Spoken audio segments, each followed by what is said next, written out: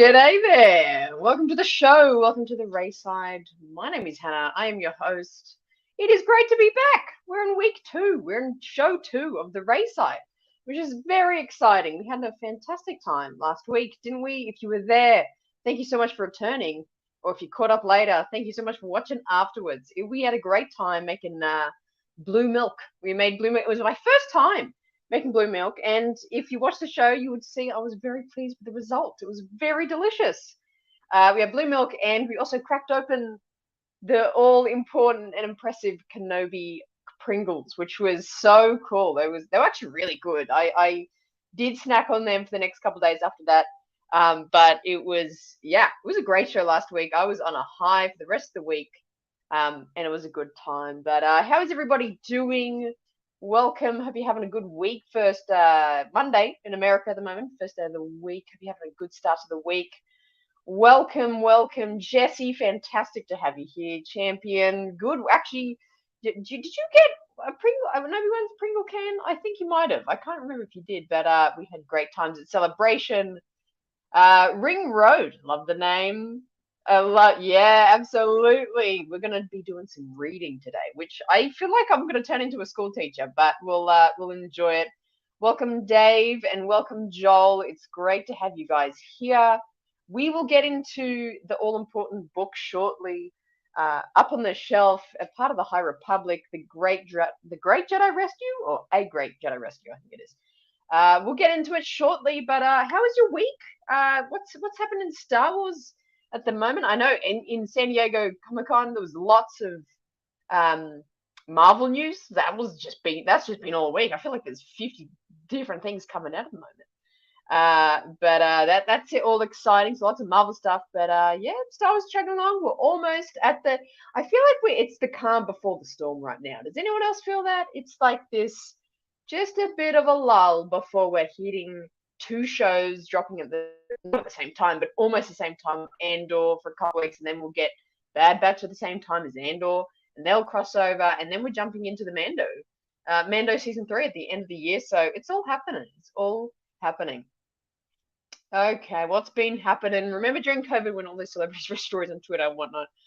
Yeah, wow. Maybe that's where I got this idea from, because I've always thought, oh, let's just read a kid's book live. But maybe that's where I got the idea from. John Krasinski did like a great show thing online. That was fun. That was fun during COVID times.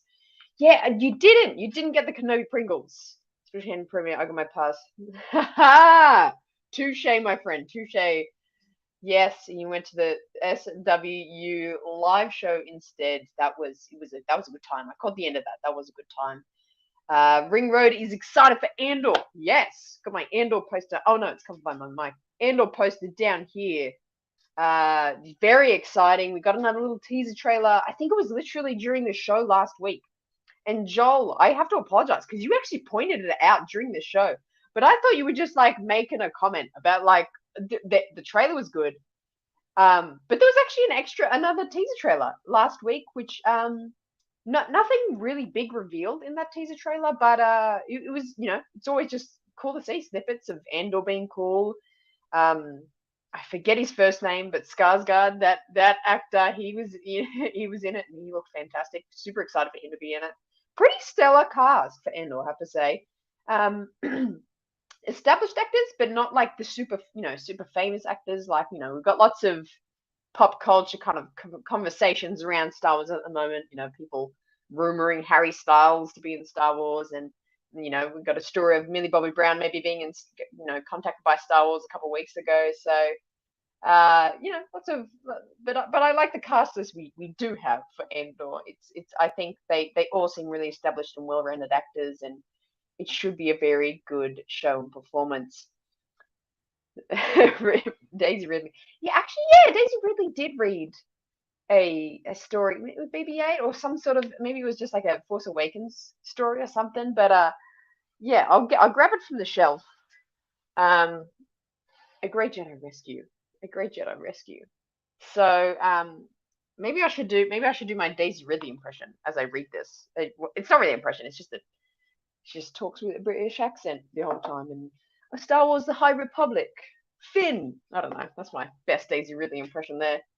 But it's yeah, this is going to be a good book. I haven't read it because I thought I would share that with all you live. Um, but it looks good.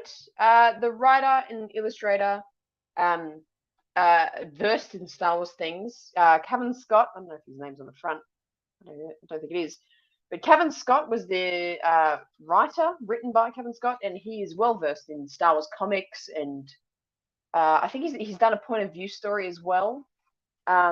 And also Peter Anderson, he illustrated A Test of Courage as well, which was we talked about a little bit about last week, which is the young adults book of which is a part of the Horror Palpable series as well, which I've read and I love that book. But Peter Anderson just did this cover page, which is fantastic. And I keep wanting to call him Gunji. Keep wanting to call him Gunji. Yeah, very interesting question to be contemplated on Twitter. Okay, let's do a question before we jump into the story because I'm excited for the story. But let's get some questions out of the way. Did Padme need to be the Queen of Naboo? Oh, could she have just been a handmaiden and then the Queen someone else? Well, it depends what kind of angle you're coming at that from. Like, do you mean like if like a what if situation of like what if she wasn't the Queen? Like, what if she just like you know that just wasn't how she was raised, or should she have chosen not to be queen? So I feel like this question makes me think more questions then. I think she has the strength and kind of tenacity to be queen. um I think she needed to be. I think the Naboo people need that, especially trying to meld the two sides of Naboo, the Gungans and the, what do you call people from Naboo? Nabooian? Nabooine? Naboonan. I could keep going. I could keep someone correct me here. Naboonan? Sure. Surely there's a name somewhere. Nabooese. I don't know. Someone help me out here. I think for the grand story of Star Wars, she had to be green. Yeah, I think I'm in that boat. I think I'm in that boat. I think it makes sense that she was. But like, we could ask what if, but then I'm like, story wise, I feel like she had to be queen because it would have been interesting if it was just like, yeah, just a like she was just like a random handmaid and Anakin's like that one. Um, noobs. Noobs. Yeah, absolutely. That's definitely going to be the name. Absolutely. The queenship leads to a senatorial position. Yeah, so I feel like it kind of needed that vessel of like her being queen to like get there. Um, I love that. That's really funny. Dave with another question, as we all ponder that Nubinan question. Important question. Are there more Obi Pringles left? Actually, I'm not gonna lie, there are. I'm not gonna lie. Um, maybe I should snack on them if I get snacky in the book during the book. I might crank those open. There are actually a couple left. Funny enough, I got very emotional when I got to the end. I didn't want it to end, so I just never finished them. Um, amazing, amazing. Here's another what if. What if instead of creating a new planet of Naboo, they had set it on Alderaan? Ah, ooh, mm. That's an interesting point. And uh, see, I'm torn there because I love Naboo and I love the whole setting. I'm a big Phantom Menace fan. I love the whole Trade Federation. Like, I love Naboo as a planet. Plus, I would live there. If I had to live on any planet in Star Wars, it would definitely be Naboo. But also that would have been really interesting if Padme was actually the queen of Alderaan, and like maybe Bail Organa was just like an advisor. So then, like when Padme died, like if the same story happened, like it just went to like they were still friends, kind of thing. I don't know. Naboo nachos. Make some Naboo nachos. I actually, to be honest, I feel like this show is going to quickly become a Star Wars cooking show. I do not intend for it to be that, but I've got lots of different shows planned in mind, and a lot of them are revolving around food. So very soon it's going to be like the RaeSide, like kitchen something. But yeah, we'll see. We'll see. Naboo nachos. I'll put that on the menu. Okay.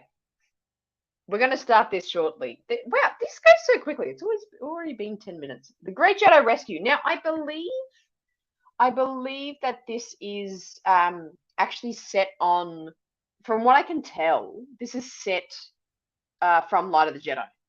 Now, so if you haven't read Light of the Jedi, which is the first, I'm going to say the first book. I mean, I know it's kind of, you can kind of read it in any order, but I would say it's like the first book to read of the High Republic. So if you probably haven't finished that and you don't want it, like the major plot points spoiled, I'm pretty sure this book is just like a summation of the Light of the Jedi. Um, mm. Now this, you keep sidetracking me. This is actually really interesting. Originally, the Neimoidian were going to be the Geonosis in episode 1. There you go. Speaking of the Neimoidians, if anyone follows me on Twitter, I tweeted out this week. You know what I really want? This is the last thing I'll mention before we get into the book. The one thing I really want from Star Wars is a Neimoidian, like, centered show. It's going to be like, visually, it's going to look like Clone Wars, but the storyline is kind of going to feel a bit more like The Resistance, quite lighthearted and kind of just quickly rolls on, and it's quite light stories. And it's purely going to be about Newt Gunray and like what he's up to, like before the Phantom Menace, and like what, it's kind of going to be a comedy. Like, I know he's like a villain, but and like a separatist, but like he's going to be like a comedian. Like, it's going to be funny, and he's kind of just going to be this kind of like how Jar Jar is this bumbling idiot. I kind of think Newt Gunray is going to be like a similar, but similar but different kind of thing. But that's what I really want. A Neimoidian show, which is what I'm going to be vouching for. Now, I have set up a separate camera, and so we'll get that up. And I've called it my action cam, so you guys can read along visually with what's happening and what I'm reading as well. So let's get that set up. But let me know what you think about this Neimoidian show, because I think it's a go. I think they're great characters. I think it was fun. I think they were fun. Like, I laughed. I laugh when they are on screen in The Phantom Menace, but also like in Clone Wars. They're in Clone Wars a little bit. I love a show about them. I think that's another go. Okay, so let's get this action cam up. And then we'll get into the book. So I'm going to do my best. I do have to give a warning. I think there's something about Star Wars that just does not go with the Australian pronunciation of things, because I really struggle to pronounce some names. And I know in these stories there's a lot of names. So I'm already sorry if there's something I can't pronounce. You can correct me in the comments. No problem. So feel free to do that at any time. Let me just get this connected up and we'll get reading. Okay. Here we go. Come on, buddy. Come on, buddy. But hopefully this is a good book. I mean, I don't know if a lot of people have read this. It is a kid's book, so I haven't read it, so that's why I was like, let's have a look. Let's see how Star Warsy it can get. But we will see. We will see. Okay. We're good to go with our action cam. There it is. Here we go. Okay. So, A Great Jedi Rescue. Again, fantastic. So let me know if you guys can hear an echo at all. I've been having some sound issues lately, so let me know if you hear anything you're not meant to hear. Okay, lovely. First page. It is the inside High Republic emblem logo. I actually don't know what that is, to be honest. It's just all over High Republic things. Like I said, written by Kevin Scott, illustrated by Peter Anderson. They are experienced in Star Wars things, and very good at it. At that. So here we go. Now this is great illustration already. Grab a drink. I'll give you 20 seconds to grab a drink. Sit down, get comfy. I'm going to read you I was going to say bedtime story. It's almost bedtime, a bit early, but and we'll read through this story together. A Great Jedi Rescue. Okay, are we ready? Are we comfortable? This is a pro stream. Far from, my friend. Far from. I'm just doing my best, but thank you so much if you're enjoying my setup here. It's just I'm trying to immerse you in what's happening in the book. Thank you, Ringroad. Thank you, to sipping up. Alrighty, well, let's get into it. The Great Jedi Rescue. The Republic ship, the Legacy Run, was on what should have been an easy mission, transporting settlers from the galactic frontier along one of the oldest hyperroutes in the galaxy. Suddenly, alarms started going off. What is it? Captain Hedda Cassette asked. There's something in the hyperlane. Hang on, that's like the most Star Wars sounding line. I just can pause there. There's something in the hyperlane. That I can hear like Lando saying that. There's something in the hyperlane. The navigator reported something big. Impact in 6 seconds. Collisions in hyperspace were almost unheard of. If they hit whatever lay ahead, the Legacy Run would be destroyed. Cassette had to act quickly. Activate manual control, she commanded, trying to sound calm for her crew. I didn't sound calm there, did I? Okay. Yeah, this is feeling like Light of the Jedi. So we're in the Legacy Run. We're in the ship. Although my memory, I felt like she was older in Light of the Jedi. I don't know what I'm thinking of there. Okay, here we go. Okay, what just happened? Hang on. Activate manual control. We've activated manual control. The Legacy Run sped towards the unidentified object, growing closer with every second. Cassette needed to drop the ship out of hyperspace before they crashed. Cassette yanked down the controls. Come on, she hissed, urging the ship to follow her command. You can do it. You can do it. That's it, the navigator encouraged her. We're re-entering normal space in 5, 4, 3, 2. The navigator never finished his countdown. The Legacy Run was old and its compartments were overloaded with people and cargo. The sudden movement had put too much strain on its aging hull. With the sound of tearing metal, the Legacy Run ripped apart. Jeez, take a sip. Oh my God. This is intense. This is intense, my God. Okay, let's see what happens. So it's ripped apart. Jeez. Far away, the quiet farming world of Hetzel Prime orbited 3 yellow suns. Nothing ever happened in the remote sector of space. Most people had never heard of Hetzel. That would soon change. Out of nowhere, pieces of the Legacy Run appeared from hyperspace and shot toward the planet in cargo containers and passenger compartments spinning wildly. My God, this is violent. They were going to hit the planet, and there was nothing anyone could do about it. The people of Hetzel Prime panicked as the news spread. An evacuation call went out to leave the planet, but everyone knew there wasn't enough time. Then a message was heard, broadcast from somewhere out among the stars, a message that gave hope to all who heard it. This is the Jedi. Help is on the way. Actually, I couldn't help but think. I think of Mrs. Doubtfire when I read that. Help is on the way, dear. Help is on the way. That's hilarious. Okay, we're in Hetzel Prime. Okay, are we following? How are we all going? No, the navigator. I know that was terrifying. Okay, I won't. Yeah, I'll pronunciate. There hasn't been too many crazy names so far. That's a cool image. These are great illustrations. Great. What's his name? Peter Anderson's. Great illustration. Loving it so far. Okay, wait. Is this the same page? Yeah. This page in between. Okay, this is the Jedi. Help is on the way. Okay, we're coming. Where are we now? Here we go. I feel like there's some names to pronounce here. A Jedi longbeam burst out of hyperspace and 3 sleek starfighters launched from its hangar bay. These were vectors piloted by Jedi Knights, the brave heroes who protected the Republic.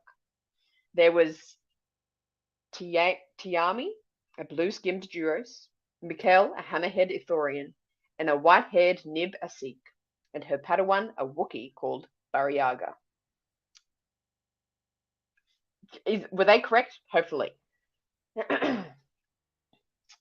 We can shoot the wreckage down before it hits the planet, Tiami said.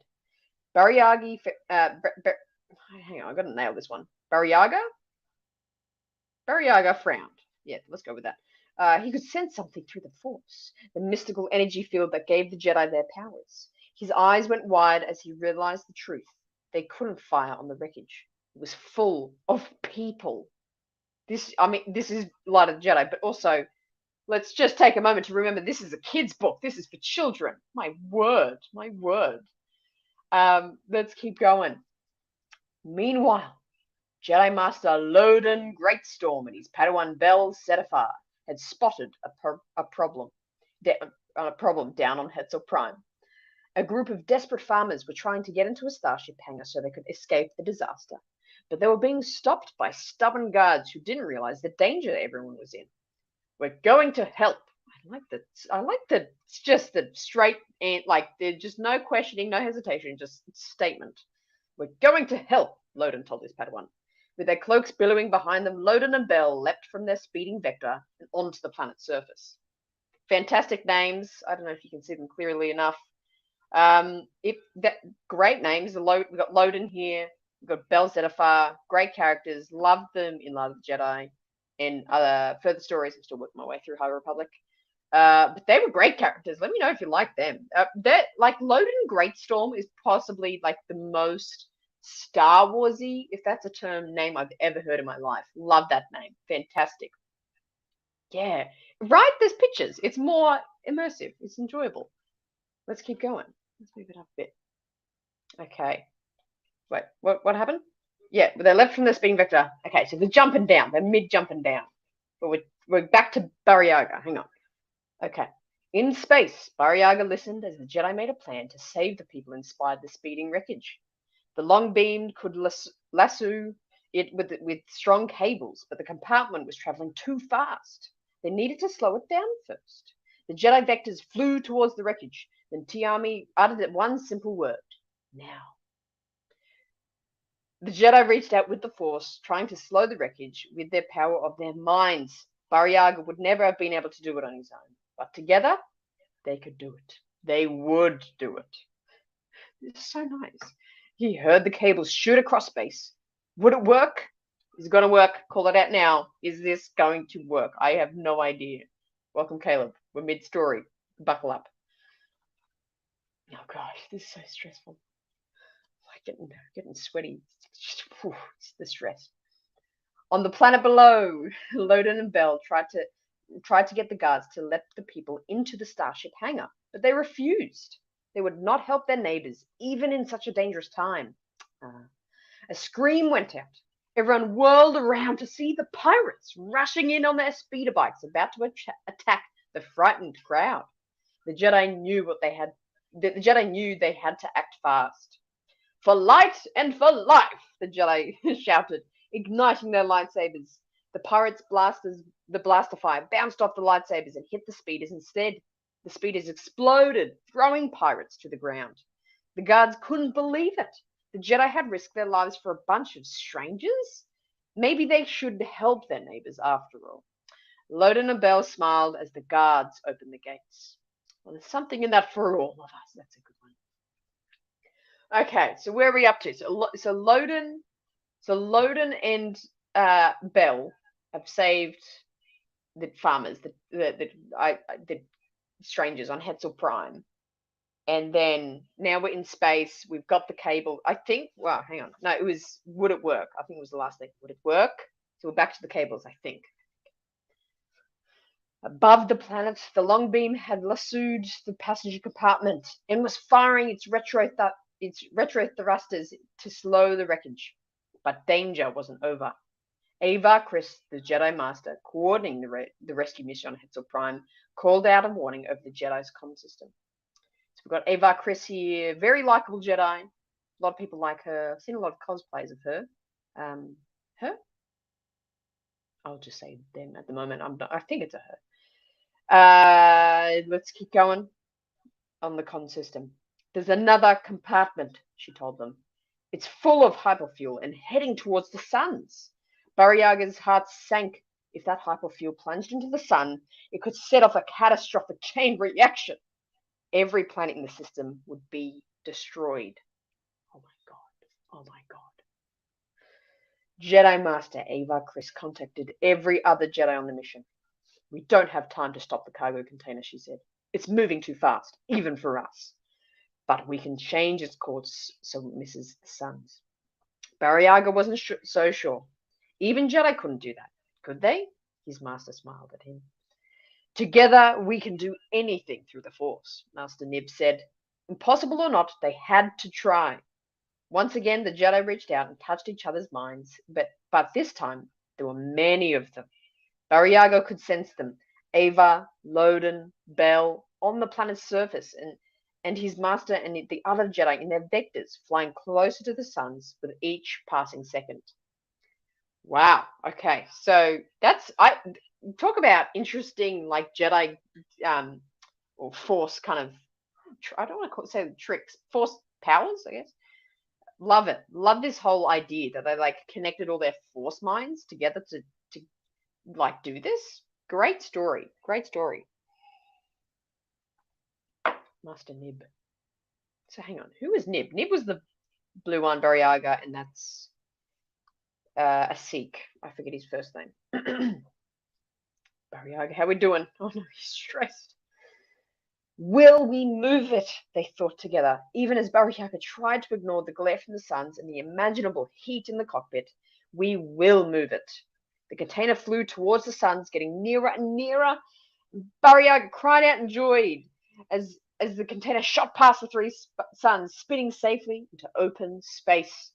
Master Nib placed a comforting hand on his shoulder. We did it, Bariaga. Hetzel Prime is safe. Bariaga could feel the relief of his fellow Jedi and sense the cheers from the people on the planet below. They had done it. Wow. Wow. Soon the passengers on board the speeding wreckage were transferred to a Republic ship, where they were checked by medical droids for any injuries.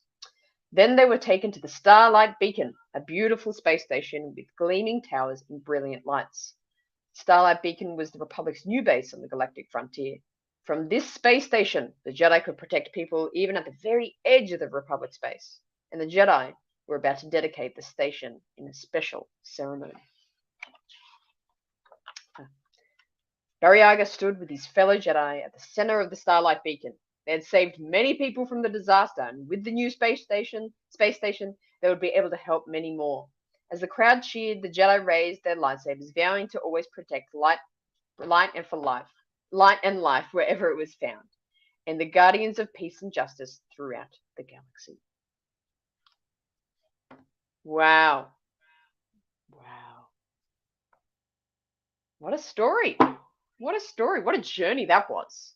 We'll get our that was a good did you enjoy the action cam? I hope you enjoyed the action cam, so you were there reading it with me.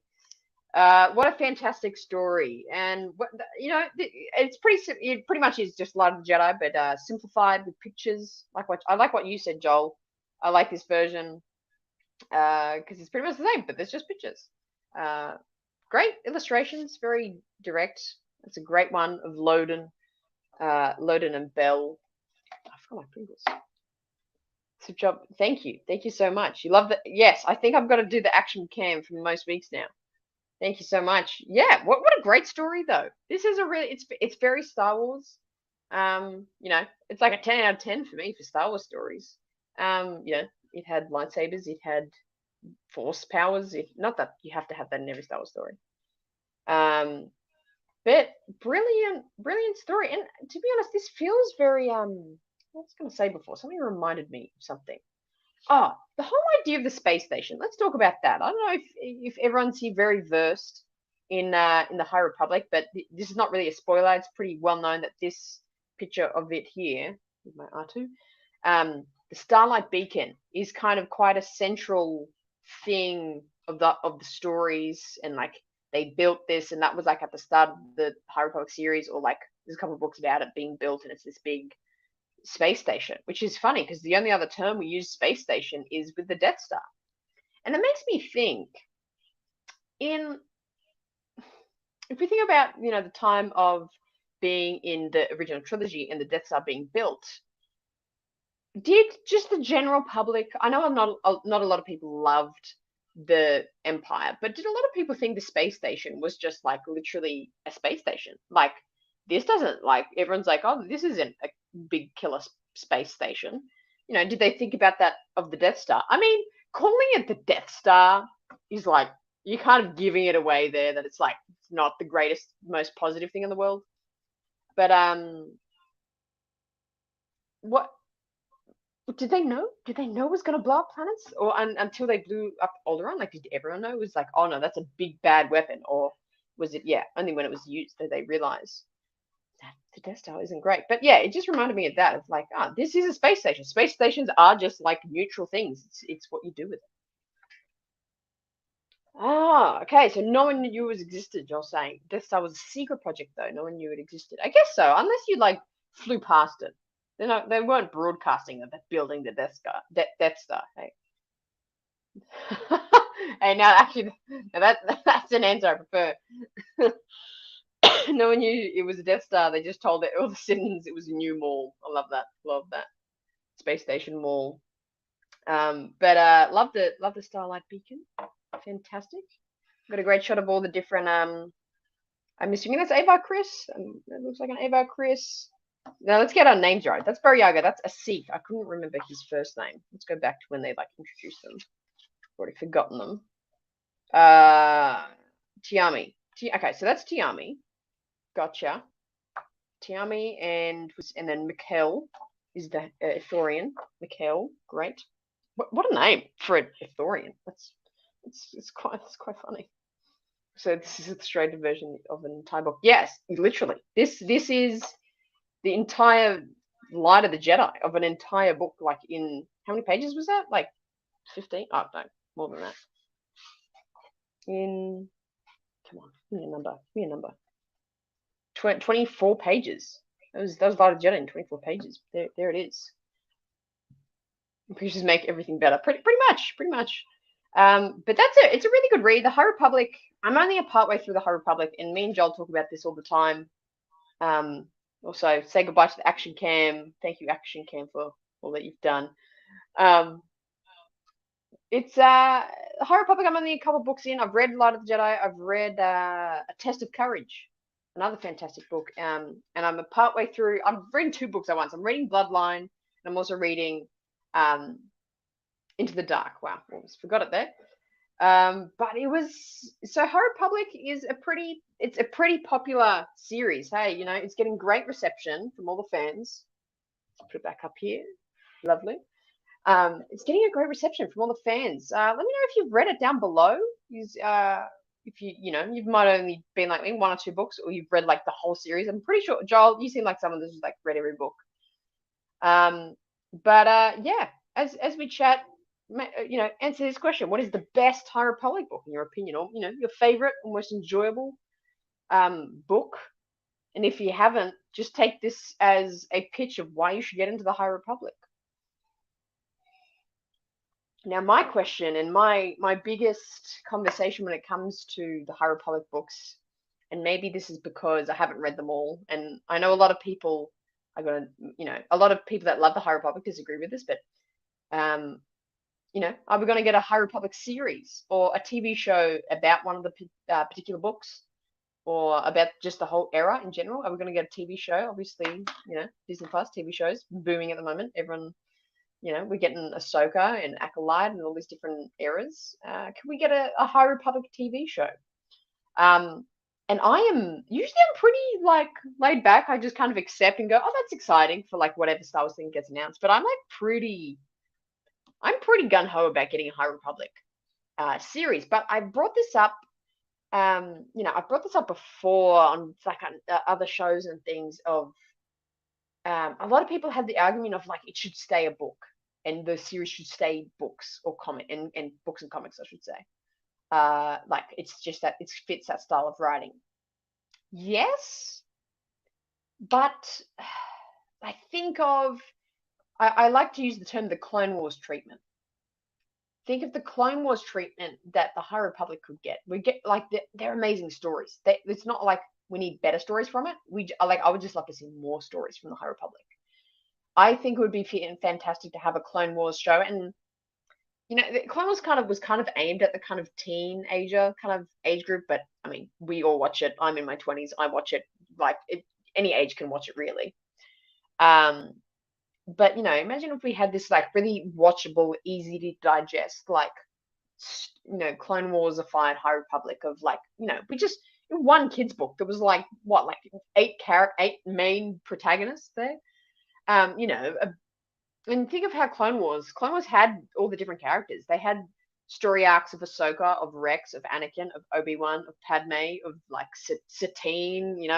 We had so many different arcs because we had so many different protagonists in Star Wars in the Clone Wars era. So I think they could do the same thing with the High Republic, because it's a similar kind of thing of like, oh, they have all these, Bell Setafar and Loden Greatstorm. They could do like they could even just do a Bell and Loden show, really, of just like them going on adventures and doing things. And Ava Chris, very fascinating. I do recommend, if you enjoyed that reading, definitely go read Light of the Jedi and go read more, because Ava Chris is a fantastically interesting character. Tiami, interesting character. Like, we got some really cool, and they're all different. They're not just like, oh, we're all good guys of Jedi. They all have different moods and emotions and relatability, and I think that would fit really well in a Clone Wars style kind of show. Whether I my thing is, I'm not sure if I want it to be live action. Not because I would prefer it to be live action, but also if it was going to be live action, I want them to put like millions and millions of dollars into it, so it was like really well done, which I don't think they can. So I'm like, I think as an animation, a High Republic show would be fantastic. But hey, that's a good point. Don't forget Arcs of Jar Jar. He's a great protagonist in the Clone Wars as well. The audiobook is literally 45 hours and 30 minutes long. Whoa, wow, that is it. Wow, that's a shocking amount of time. But also, it's quite a thick book. Where on earth would it be? I'm just thinking about. Let me grab it. Let's have a look at it. So this is, name a more iconic duo of me and just running away during a live stream to grab something. I always think I have everything, and then I always like mid-show. I'm like, wait here, and just like go. Oh, but I appreciate your patience with me. Oh, yeah. So this is Light of the Jedi. I've got the paperback version. There's Ava Chris. That's Bariaga, I believe. I actually don't know who that is. Can someone tell me who this? He's a human male here, and I believe that's Loden Greatstorm as well there. Pretty thick, pretty thick. Let's compare it to a copy mug.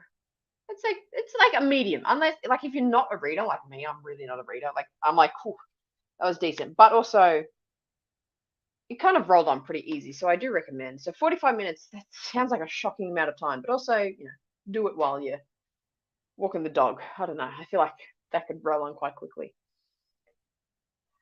Joel, I think what they need to do is set aside a story that isn't tied into the books, but set in the middle of the era of the High Republic and go from there. Yeah, that's fair. That's true. Like, I'm not sure if I would want like exactly, oh, let's get a show of exactly what just happened there of the Legacy run, and like just a visual TV representation of that story. I agree. I don't think that's the way to do it, but I think this era is so fascinating, especially of, all throughout the prequels to the original trilogy, we're all talking about the fall of the Jedi and the fall, and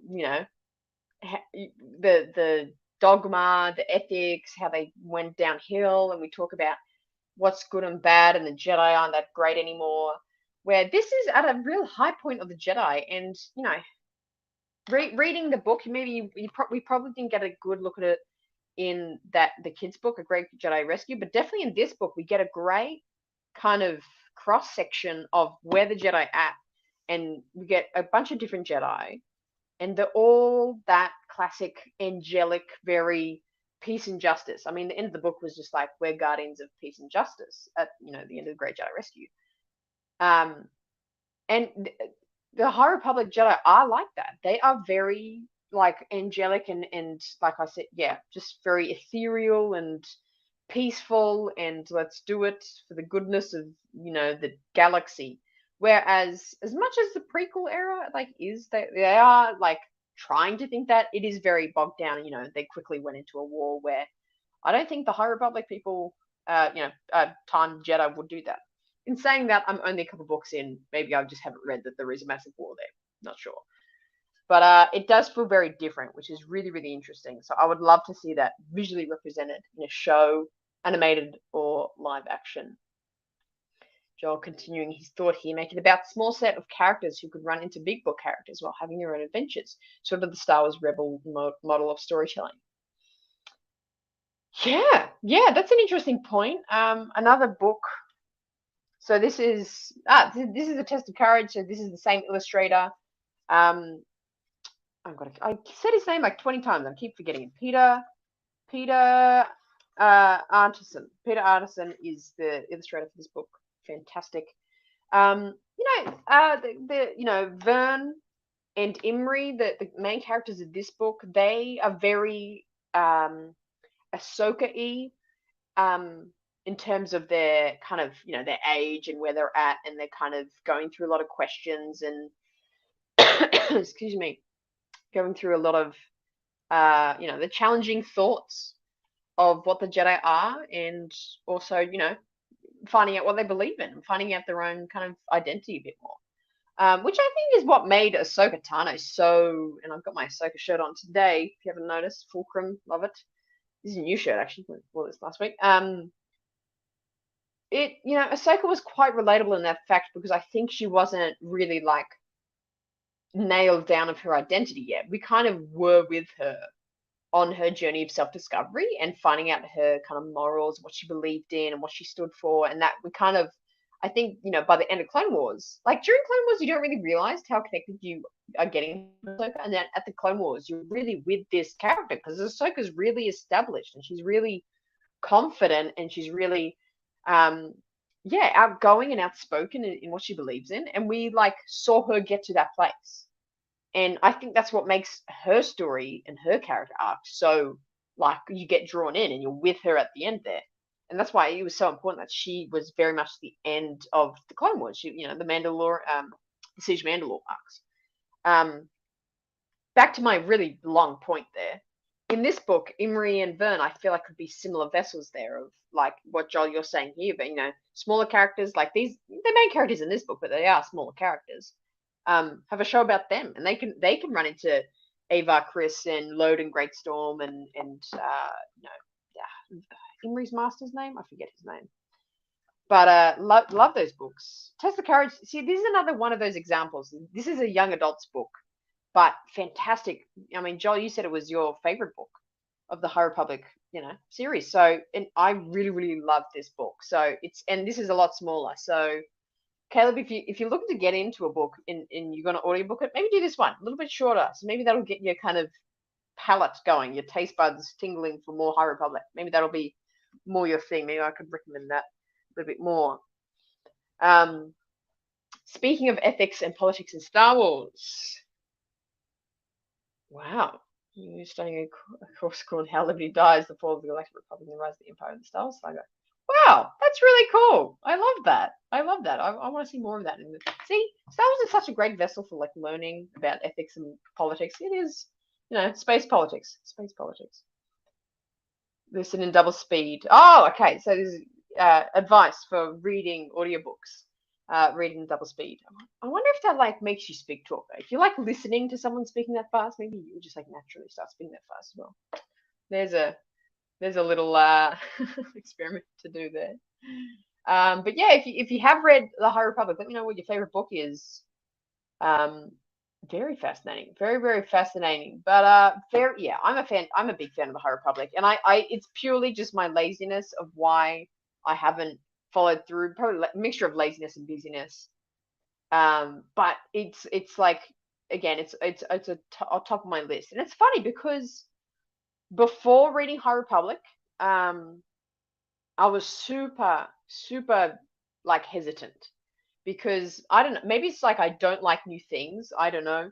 But I was like, it's like, I can't even remember now. Is it 300 or 500 years before Phantom Menace? I'm like, that's so far away. How is that going to be Star Warsy? How is that going to be related to what I like? Or how is that going to be connected to the stories I like? And I was really actually really narrow-minded. Like, being all honesty, I was really like negative about this new series, The High Republic. That doesn't make, like, I've never heard of that. Don't want to hear about that. And then I think it was just pure like the curiosity kind of just built up over time. And then getting into the book, The Light of the Jedi. I bought that one first. Kind of, I had to really Google what was the first one, Light of the Jedi.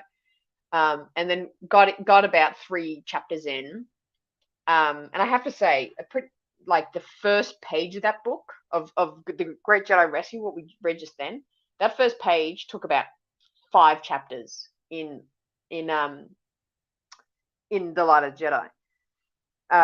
which is really, really fascinating how it kind of really took, but in a good way. That's not, it didn't drag on. It's because it filled it with so much detail and so much, yeah, so much detail, so much interest. And the ship of the Legacy Run, you really get to know.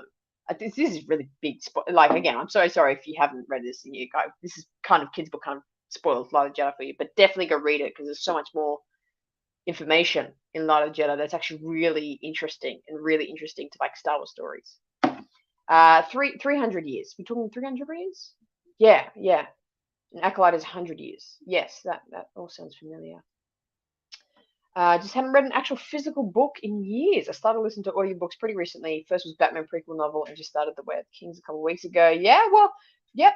Audiobooks are the big thing now, especially, I don't know. Yeah, who's got time? Who's got time to sit down and read a book physically? In saying that, I feel like we all do. We just don't want to make time.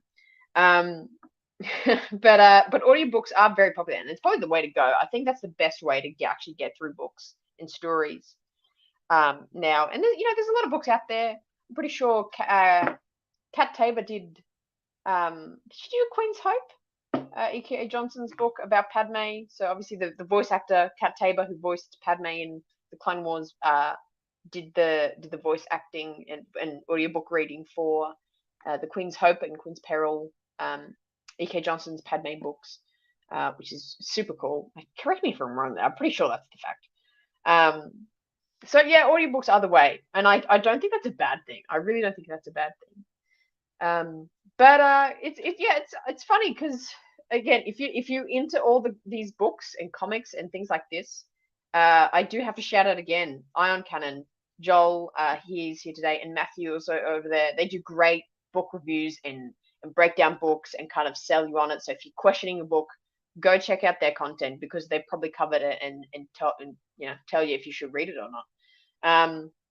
Joel's convinced me to read Bloodline, which is what I'm through at the moment and going through at the moment. I'm also halfway through the other High Republic book, the what's it called? I keep forgetting. What's been my names at the moment? Into the Dark. There we go. Into the Dark. But Ion Cannon, check them out if you want more book reading stuff. I mean, I tried reading a book in a couple of hours ago, listening to books, of course, a few days. Exactly. Like, I think that, it's just preference. I think it's down to preference of what you want there. But it's Star Wars writing and novelizations and just stories we're getting in Star Wars at the moment is booming. It's always been strong. Like, we have all the Legends books. And then since Disney, we've had a bunch of new takeovers of books and lots of books coming out.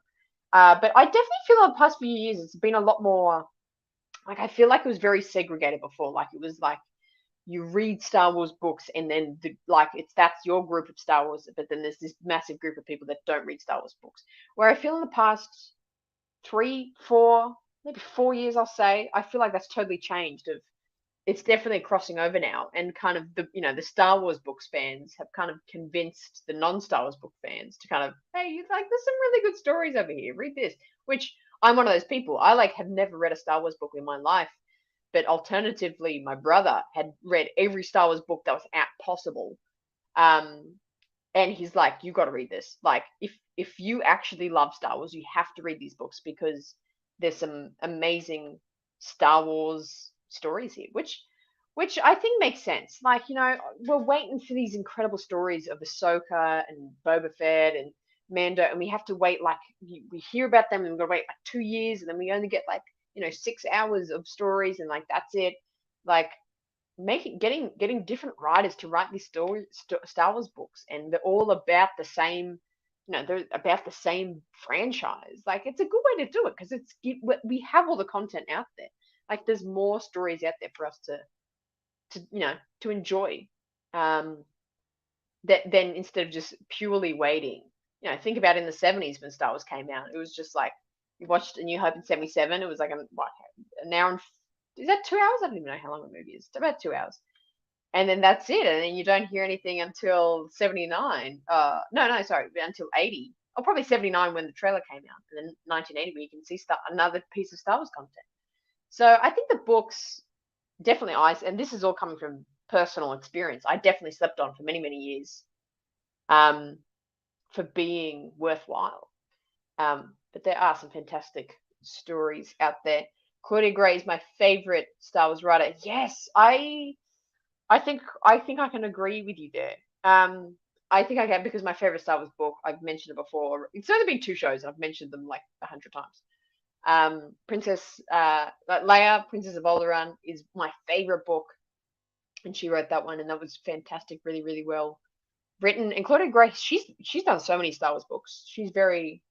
I'm trying to think of another title to mention, but I can't think of it. But she's very versed in Star Wars writing. She's a great writer. I would totally agree with that. But that's actually a good question to bring up. Who's your favorite Star Wars author? E.K. Johnson, obviously the Queen's books. She also did the Ahsoka novel, which was very. I've read that. That's a great book. That's a great book to read if you love Ahsoka. Read that book. It's good. Very, very. Lost Stars, of course. Lost Stars. Thank you. And I'm like, she's done like major books. I don't know why I can't like remember those names. But we can't mention Star Wars writing without mentioning Shadow of the Sith. That's getting fantastic reports, and I'm just focusing on finishing my couple books now and getting into Shadow of the Sith. But that, I jumped on Iron Cannon last week, and they chatted a bit about, Joel's both read it, how good it is. So definitely getting 100% positive reviews there. I haven't heard like anything negative or critical about it. Yeah, Claudia Gray, Beth Revis, and James Luceno, I'm going to say. I feel like that's maybe how you pronounce that. Some other favorites. Oh, and Adam Christopher, of course, of course. Timothy Zahn. Yeah, absolutely. I'm looking, because my brother had read all the books, he like bought them all. So now I have literally like every Star Wars book. I just haven't read them. And on my shelf, I can literally see like the Thrawn trilogy waiting for me to read. Timothy Zahn, um, you know, really, really impressive writer. And that's almost, I think, the Thrawn trilogy, I think a lot of Star Wars fans can debate, is the best Star Wars novel trilogy and writing. But it's up for debate. But I've heard a lot of that. Stackpole. Why do I not know that name? I'm gonna look up what he's done. But welcome Richard. Anyway, welcome to the show. But Ring Road, I like this question here, man. Let's bring this up. Top 5 Star Wars books. Have I read 5? I think I've read 5 Star Wars books. I probably only have read 5 Star Wars books, to be honest. But yeah, I like that. 5 top 5 Star Wars books. Let's put it in the banner down below. Top 5. I'm never going to shut up about Princess of Alderaan. You know me. Top 5 Star Wars books. I love it. I love it. Great question. So, comment your answer down below. But who did we say before? Richard, who did you mention before? Michael A. Stackpole. I mean, that name sounds familiar. Definitely sounds familiar. Oh, of course, Legends writer. That's why it's like it's not at the forefront of my mind, but I'm like, that name is like back here. It's like it was in my brain. Legends canon. Oh, I love that. Rogue Squadron, Star Wars X-Wing, The Kratos Trap, Wedge's Gamble, classics. I love that. I totally rate that. But yeah, let's all answer Ring Road's question. Top 5 Star Wars books. Love it. Star Wars books. Okay, yeah. Thank you, Joel. Sorry, I googled it, but then I just saw your comment, Joel. Which Thrawn trilogy though? Legends Thrawn trilogy, or the Canon Thrawn trilogy, or the Thrawn Ascendancy trilogy? Great question. Thank you for pulling me up there. The Thrawn Ascendancy trilogy. I've heard that's the best. No, not the best, but just one of the best pieces of Star Wars writing. But also the original trilogy. I think, like the Legends trilogy, that was very popular back then as well. A lot of people love those books. Always got, and Thrawn is an interesting character, and I can't quite figure out where we're gonna see Thrawn. I can't, like, Ahsoka, yes, but it's like, are we gonna see him in like Mando or something? I feel like he's like, that's what I mean. Like, are we gonna see him elsewhere before Ahsoka? I don't think so, but also, I feel like we're gonna see him not only in Ahsoka. That's what I'm trying to get Canon Bloodline, Shadow of the Sith, Aftermath, Empire's End, Princess of Alderaan, Leia. Wow, what did I say? Lincess? What? Princess? No, Leia. My God, Leia, Princess of Alderaan, and Catalyst. Nice. That's Jaws top 5. Let me know top 5. If you can't think of 5, just do 3. Would love to know. Would love to know. And Ring Road would love to know as well. We're liking the original Thrawn trilogy a bit more. The best, Heir of the Empire, Dark Force Rising, and Last Command, all the way. Big fan, big fan. Approaching the Storm. Haven't read it. Heard a bit about it. Worth the read? Would you recommend? Is it worth the read?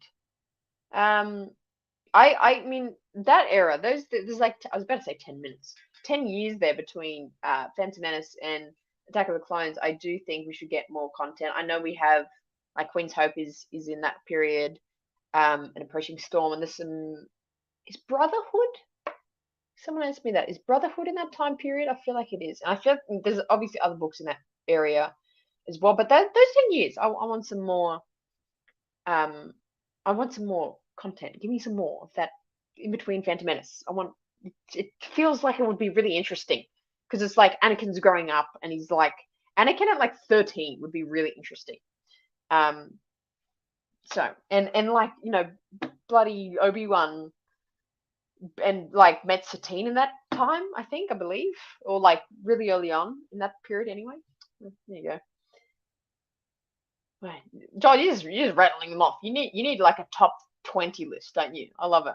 Dark Empire, Tales of the Jedi comics, the Revenge of the Sith novelization. No, that's one I've read. That's really good. I read that in high school. I've only read Heir of the Empire, but my God, it was awesome. Heir of the Empire, yes.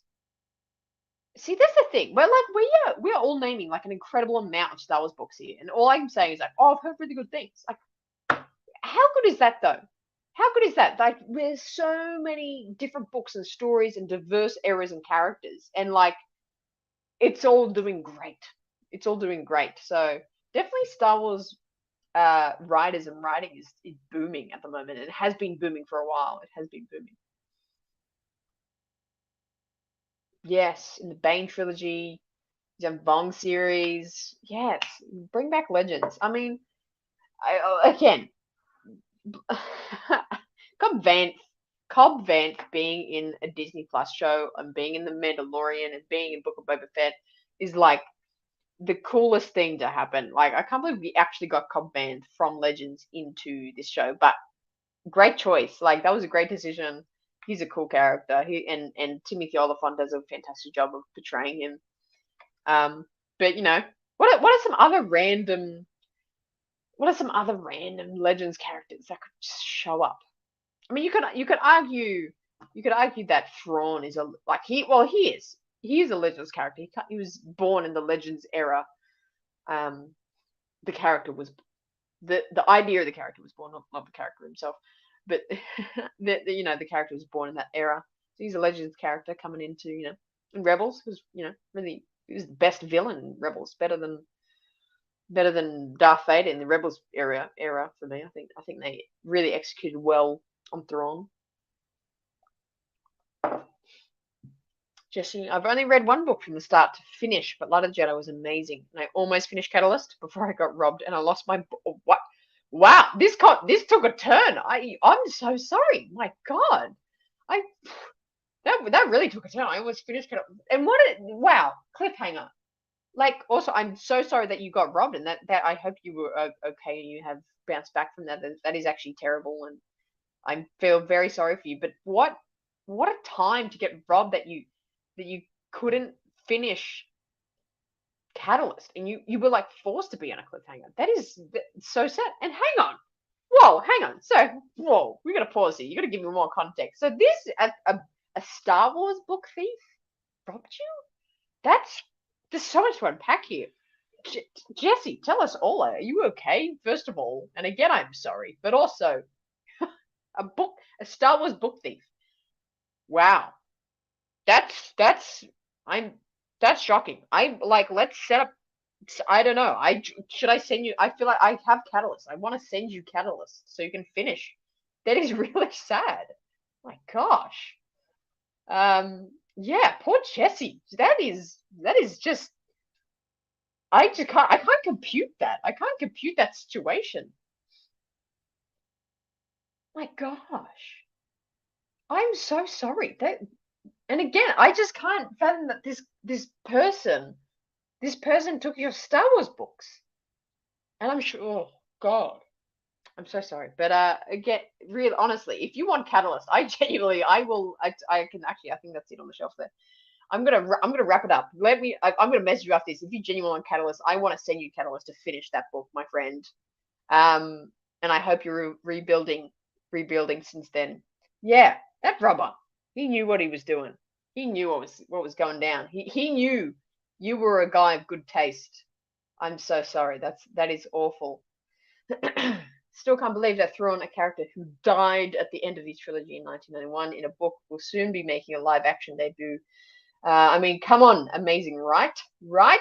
Oh, absolutely, Joel. It is kind of funny how, like, um, you know, circular this whole thing is. It's a lot of characters kind of cycle through and have these different lives and experiences. Um, and but it's good. It's interesting, and they only if they do it tastefully, which definitely I think they're Thrawn. I think they're doing it. They did it tastefully in Rebels, and he was a very interesting character then, and hopefully they execute him well. We've had lots of rumors of who would play him. Does anyone have any inklings, or I'm not actually sure if it's been super confirmed. I know there's a lot of key contenders, but who would you want to be playing Thrawn in live action? That's my question. They gotta get the voice right. Um, they gotta get the voice right. That's gonna be. I'm gonna be pernickety about that. I think I'm gonna be pernickety about that. You've recovered. That's good to know. It is good to know. Absolutely. Catalyst enhances Rogue One so much. Yes. Yeah, Rogue, and would you argue that Catalyst is quite key for reading, or not reading, but watching Andor? Maybe we could do a Catalyst review before the Wow, Andor show comes out. That would be fascinating. What's Catalyst?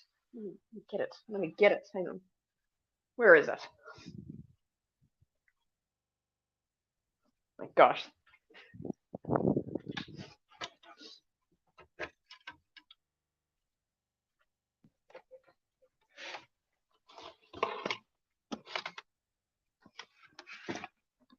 Okay.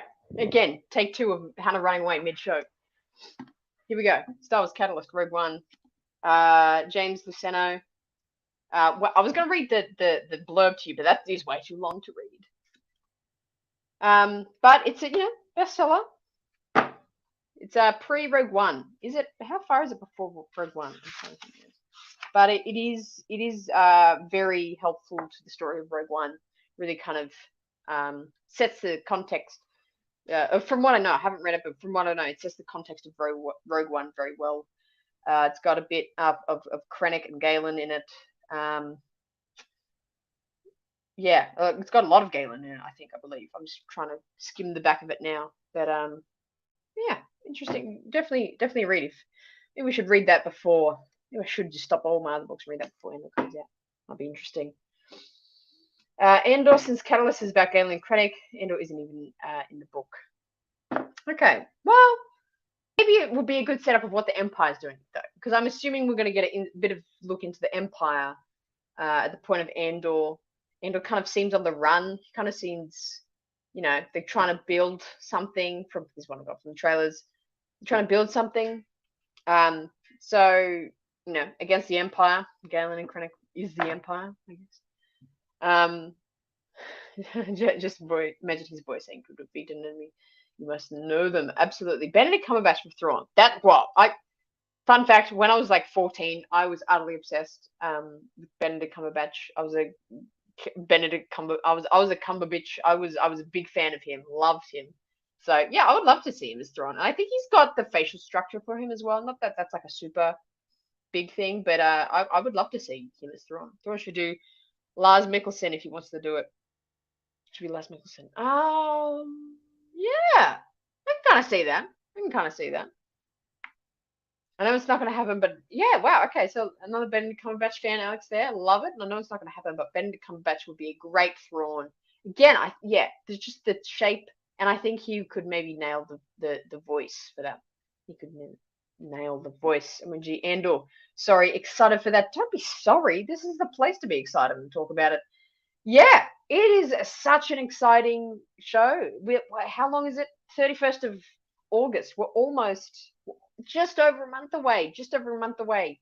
And again, when that comes out, I'm going to be doing live reactions straight after the episode. So for me, that's probably going to be about 5 p.m. in the afternoon. But wherever you are, that's usually the middle of the night. But if you're awake and if you're on a high of watching the episode, come over here and we're gonna just debrief very quickly after the episode before you go to bed. So keep that in mind. When those shows coming out, we're gonna be going live the second the episode finishes. If you're up and awake and around for it. But Andor is going to be a fantastic show. It's got, like I said this at the start of the show. It's got great actors. I feel like they put the right amount of effort and money and thought into it. I think it's going to be awesome. Have some fun with it. Guaranteed not to happen. I love that. Imagine. I mean, I feel like he's too short. I don't know. I feel like Ewan's too short to be Thrawn. I don't know if that's shortest. I mean, not that the height really matters. I mean, if you can pull off Lord of the Rings and the Hobbits and Ian McKellen and the height thing differences there, I feel like they can pull up heights. Your reaction to Obi was great. Thank you. I love that show. I love this show so much, and I had lots of fun, especially the final episode. Very very emotional. Didn't need to very raw reaction. That's just how I'm feeling in the moment. But I love that show. So it was very very easy to react, be there. I was reacting because I was reacting to what I was seeing. Very very emotional. That final episode. Danny DeVito for Thrawn. Yep. Talk about no, forget the hype. That's fine. That sounds good to me. That's so fine. Well, very shortly we will start to wrap up here. Thank you for joining along for the read along. I hope you let me know. Where's the book one? Let me know if you enjoyed the read along. Again, every week we're going to be doing some interactive, interesting activity, craft. A lot of it might be cooking. Every week, something different. So if you liked me reading this book, let me know. And there's actually a couple of these out there. There's like some Mandalorian kids books that it's just kind of interesting to see how. I think it was someone, maybe it was Ringroad before, pointed out that this, 24 pages, and it's, from this to that, it's really interesting to kind of see how they're writing Star Wars for kids at the moment. That was really interesting, and it's got a good moral to it. It's got a good feeling to it. So let me know if you enjoyed that, and we will be doing this again.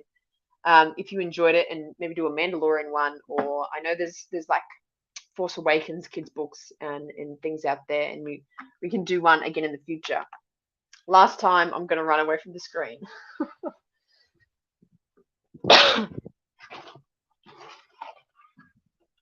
But next week, I have to announce what we're doing next week. I totally forgot about it. Next week, we're going to be doing, I've done one of these before, a Lego build. We are doing a live Lego build. This is one of my favorite sets. I've actually had this for about 3 months, but I had to wait for myself to set up this channel to build it. So it's just been sitting on the shelf teasing me, and we're finally going to build it live on the show next week. So it's the throne room scene of Siege of Mandalore. We're going to get Ahsoka and Maul with it, which I have Ahsoka, but I have never in my life had a Darth Maul Lego minifigure, so very excited for that. Very, very excited. It's just a small build. It's only a couple of, how many bricks is it? I don't know how many bricks it is. It's only a small build, but we'll have great conversation and build that live next week. So stay tuned. Make sure you're subscribed and all your notification bells are on so you know when I'm going live. But also follow me on my social medias at the RaeSide on Twitter and Instagram. But also, I do have a Twitch. I was meant to go live last week, and work got ahead of me, and I could not go live last week. But Twitch is coming, and a schedule for that is Ridge's schedule for that is coming out later. If you like gaming as well, I play Lego Star Wars, I play Battlefront, and I also play Jedi Fallen Order over there. If you're into gaming, go watch that over on Twitch. Dave, Lightsaber, Chef Hannah. Looking forward to the next Star Wars cooking live. Yeah, I think I've got a couple of ideas of a couple of recipes we could whip up. There's a couple of We've got the famous Ronto wrap from Galaxy's Edge, which actually Alex Quintana, you were there when we tried that. That was delicious. We've tried, and Jesse, you were there when we had that as well. Might cook a Ronto wrap at home or some Naboo nachos. We'll see, but in a couple of weeks we'll have another cooking show as well. That was very enjoyable to do live. 2 Lego builds to do: the Imperial Probe Droid and the AT-AT. The AT-AT is still in the box. The Probe Droid has gotten broken. He's got broken by my cat mid-build, and I gave up on it. Jesse, man, I'm so sorry. Every time it's like, this great thing is happening, and it got ruined. Oh my god, are you okay? The cat broke it mid-build. You're in the wars, my friend. You're in the wars. I'm so sorry for you, but hopefully you can piece it together. That's a good thing about Lego. Hopefully you can try and figure out how to put that together. But next week, be here live making this Lego build. And also, as I'm making all these shows, I do have plenty of ideas. But if you have some crazy, weird thing you want me to build, eat, make, draw, color in, read out, let me know in the comments. Message me, DM me on the social media. Let me know on any of my socials what I should be doing in future shows. I'm open to almost anything. But let me know. But for next week, we're doing this Lego build. So make sure you subscribe. Comment down below your thoughts of the show, and we'll have a great time. We'll have a very good time. As for now, our build up to Andor ramps up, where it's about 5 weeks away. 5 weeks away from Andor, and it's been very exciting. And in those couple of weeks before Andor, we'll be doing some Andor specific fun and interesting games and builds and activities and things. So be sure to jump on the hype train for Andor. You're hanging around here, and we're going live for that. But thank you so much for joining in. Thank you so much for everyone tuning in. I did call you a walking meme. Very true. You are a walking meme. No worries, Alex Quintana, one of the greatest video editors and video masterminds that I know. That is not an overstatement. It was a pleasure working with Alex Quintana over in Celebration. Great guy, fantastic. You're doing great work, Alex. Love your work. It was. I think that's what inspired me to do Star Wars cooking on here. Really, really, really fun. Thank you so much, Joel. See you next time. Thank you so much, Dave. Have a good rest of the week, my friends. I will see you over on social media. I'll go interact with you guys on Twitter and Instagram, and I will see you over there. But for now, the best rest of the week. Star Wars: A Fire Week. Go grab a kid's book if you enjoyed this. Highly recommend. And I will see you guys next week. But for now, as always, may the Force be with you.